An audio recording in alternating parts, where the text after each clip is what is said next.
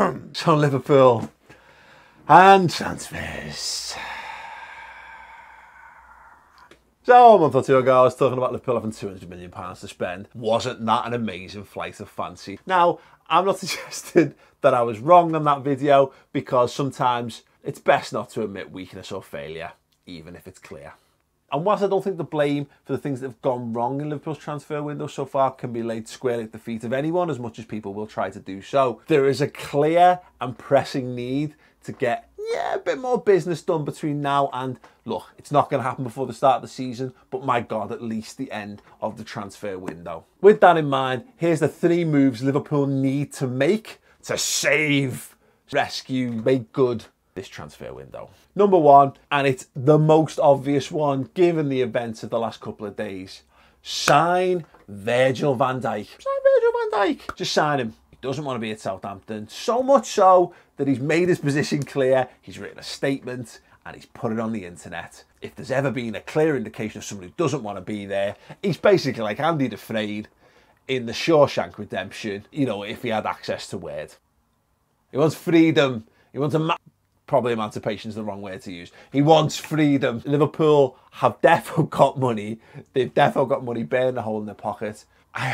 It's not my job to care about the genuine logistics of this transfer. It's not my job to care whether Liverpool have got to go with the cap in hand or crawl on their hands and knees over broken glass all the way down the full length of the country, down to the south coast and into the offices of Southampton and literally cry at the ankles of the people responsible for Southampton's transfers. Make it happen. Virgil van Dijk wants to play for Liverpool. We can afford to buy him pretty much at no matter the cost, and the player clearly doesn't want to be there anymore. Yes, as Matt Letizia points out, it might make for an uncomfortable situation if they have to go back, having said they didn't want to go back. That's actually Matt Letizier's voice, because he's talking out of his arse. I don't give a flying fuck whether it's uncomfortable or weird or embarrassing or awkward or any of those other fucking words. Give a fuck. You know what would be really awkward and uncomfortable is if Liverpool continues to make stupid defensive errors because we haven't got a player of the quality of Virgil van Dijk at the back. Just make it happen. Number 2, and you know what? It's a blindingly obvious one, and you might say it's not a move, but the absence of one. But fuck that anyway. It's my video and you're here, so carry on watching. Phil Coutinho, tell Barca to kiss our hoop. Tell them, take that offer, shine it up real nice, turn the son of a bitch sideways and stick it straight up the candy asses, because we don't want to sell Phil Coutinho for any money. In any other year, in any other window, Phil Coutinho has a price.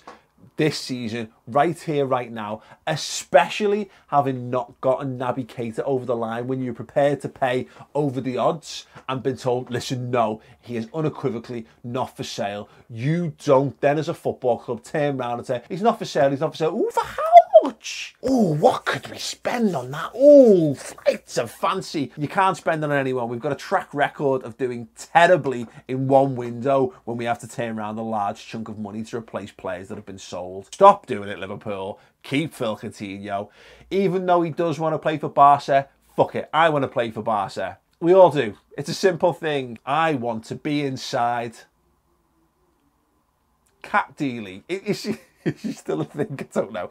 And even if the offer was on the table, it's a bad example. It's a bad example. Just keep him. Just keep him. Whether he wants to play for Barca or not, he does want to be at Liverpool still as well. He does love Liverpool. He loves the teammates. And he loves the progression that Liverpool have made. And he's not one of those players. He's not a Luis Suarez. He's not a Virgil van Dijk. He's not a massive bellend, is basically what I'm driving at. At the very least, give him 12 months. Tell him to hang on. Tell him we'll rediscuss it next summer and see how he feels after that. There is no release clause. There's no pressure to sell, so don't feel under pressure. The only pressure you should feel under is how strongly worded you can tell Barcelona to basically kiss your chocolate starfish. And lastly, number 3, one more midfielder. One more. If Van Dijk's sorted and we keep Coutinho, I think we've got an abundance of quality, both in terms of senior players ready right here, right now, and young players between the age of 19 and 17, in the case of Ben Woodburn, who are ready to make an impact this season to varying degrees. You might argue that Naby Keita was a luxury signing if we were going after him. He was one of those signings that he's a player we really want. The money, we thought we had enough money to make it happen. So go ahead, just make it happen. With the injury to Adam Lallana, you can see already that just having one more attacking talent to play in the offensive midfield positions would be of a real benefit to Liverpool. We've been targeting players, we've scouted players who can do that job. And for me, it's from two names. And those names are Alex Oxlade-Chamberlain or Leon Goretzka. Now, the least exciting of the two is Oxlade-Chamberlain, but he comes with versatility. So that's fine. The player who's maybe the more exciting talent and the one that is potentially the hotter prospect, but doesn't have as much to offer in an all-round sense around the pitch, is Goretzka. But he is one of those players that would turn heads. Bayern Munich are interested. Top clubs will want him. Let's not fanny about like we did with Pulisic, like we did with Brandt, like we did with Dahoud. Next summer, he will be moving for once. Get a player before he has the big move. Yeah. Let's do that, Leon Goretzka. And if we do that, as far as I'm concerned, that's sound for Liverpool's squad going into the coming season. Maybe more quality could have been spent. Maybe more money could have been spent. But perfectly honestly, if we come out of the transfer window with 4 of our 5 top targets, or 4 from 6, or 3 from 5, or 12 from 4, the numbers are irrelevant. If we come up with the majority of our top targets and we've bolstered the positions we needed, which were centre-half, left-back, another midfielder, another winger, and more cover up front, that's a good transfer window. But they've got to go out there and they've got to make it happen. Because listen, let's be brutally honest about all this. There is a possibility that the likes of Ben Woodburn, Dominic Solanke, Ovie Ejaria, Trent Alexander-Arnold and Ryan Kent could all have fantastic seasons and could actually provide the squad depth that we were lacking last season, because some of them were just a little bit green, a little bit rough around the edges. And I think you can see in a couple of those players, the likes of Trent and Woodburn in particular, some very special talents. And we've not even added Marco Grujic into that.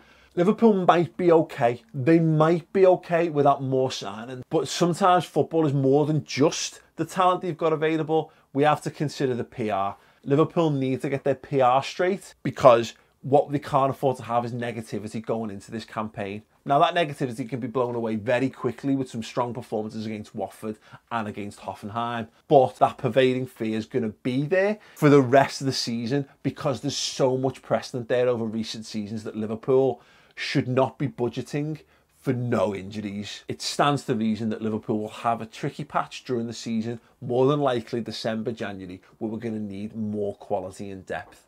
And I don't think that we're too far away from that. And I do think that some of those young players will absolutely pick up a lot of the slack from last season, because I think they're more ready this year round. But just 1 or 2 senior quality ready to go into the first team 11 players could be the massive difference between a campaign where once again we're talking about if only we just, if buts and maybes, and a campaign where Liverpool not just cement themselves as being back up there amongst Europeans elite, but actually make an amazing fist of a season and maybe go further than people expect.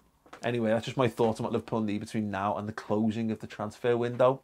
For what it's worth, subscribe.